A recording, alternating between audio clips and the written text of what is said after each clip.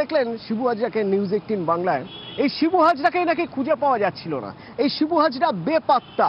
শিবু হাজরা কোথায়? আপনি কোথায় রয়েছেন আমরা জানতে চেয়েছিলাম। বলছেন এলাকাতেই রয়েছেন, মানুষের জন্য কাজ করছেন।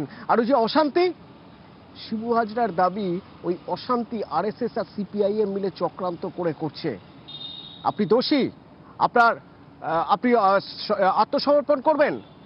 তিনি বললেন দোষ প্রমাণ হলে যা শাস্তি হবে তাই তিনি নেবেন, মাথা পেতে নেবেন। এক্সক্লুসিভ, বেপাত্তা শিবু হাজরা। আমি সন্দেশখালীর মধ্যেই আছি। আমাদের তো বিধানসভা এরিয়া, আমাদের প্রচুর কাজ করতে হয়, মানুষের বিভিন্ন প্রান্তে আমাদের মিটিং টিটিং করতে হচ্ছে, কারণ পার্টি সংগঠনের কাজটা যেহেতু আমাদের দায়িত্ব আছে দলের থেকে, আমরা সেই কাজগুলো করে যাচ্ছি।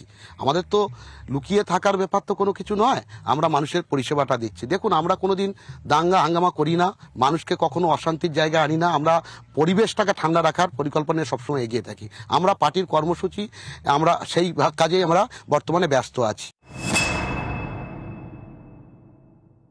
সিপিএমের নিরাপদ সর্দার, বিজেপির বিকাশ সিং যৌথভাবে একটা পরিকল্পনা করে কিছু মানুষকে তাতিয়ে দিয়েছে যাতে এলাকা উত্তপ্ত হয়।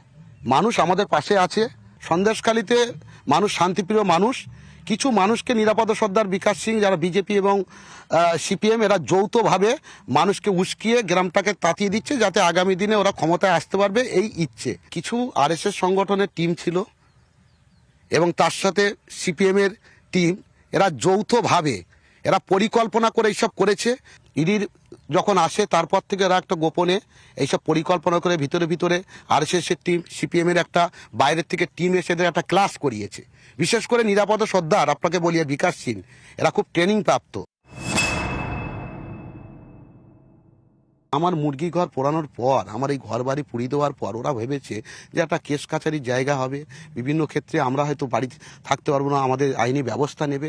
এরা বিভিন্ন ক্ষেত্রে তখন পরিকল্পনা নিয়েছে শিবু হাজরাকে কিভাবে একটা জায়গা থেকে সরিয়ে দেওয়া যেতে পারে, কিভাবে তাকে পরিকল্পনা করে ফাঁসানো যেতে পারে, তার চক্র। আপনারা তো দেখেছেন কিভাবে আমার ফার্মগুলোকে, বাচ্চা আছে, মুরগি বাচ্চা টাচ্চা, হাঁস বাচ্চা, ছাগল থেকে শুরু করে আমরা ঘর কিভাবে পুড়িয়েছে, জ্বালিয়ে দেওয়া হয়েছে, কিভাবে লুট করেছে, আপনারা দেখেছেন।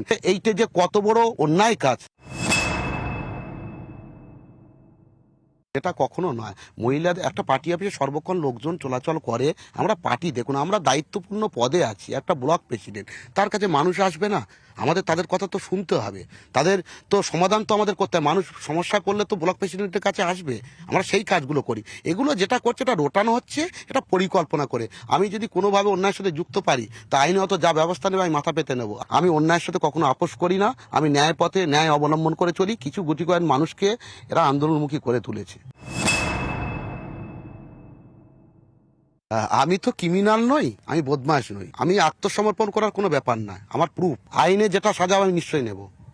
আমাকে যদি প্রমাণ করাতে পারে যে আমি দোষী, তাহলে যেটা শাস্তি হবে আইনে তো আমি সেটা মাথা পেতে নেবো। কিন্তু আমি কোনো অন্যায়ের সাথে যুক্ত নেই। আমি এখনো জোর গলায় অন ক্যামেরায় বলছি যে আমি কোনো অন্যায়ের সাথে যেটা করা হয়েছে সেটা মিথ্যে, অপপ্রচার। আমি সাধারণ মানুষের পাশে আছি, সাধারণ মানুষের জন্য কাজ করে যাই, আমরা মানুষের পাশে থাকি, সর্বক্ষণ কাজ করে যাই। এটাও বিরোধীদের সহ্য হয় না, তারা চাইছে সামনে লোকসভা নির্বাচন, জায়গা নেওয়ার পরিকল্পনা নিচ্ছে। প্রচুর মানুষ এতে অখুশি। এটা উত্তম সর্দারের ব্যাপারে বলেছে বিষয়গুলোকে বিভিন্ন ক্ষেত্রে, কিন্তু কতটা কি সত্য পুলিশ তার সরজমিনে তদন্তপূর্বক দেখবে কি আছে না আছে।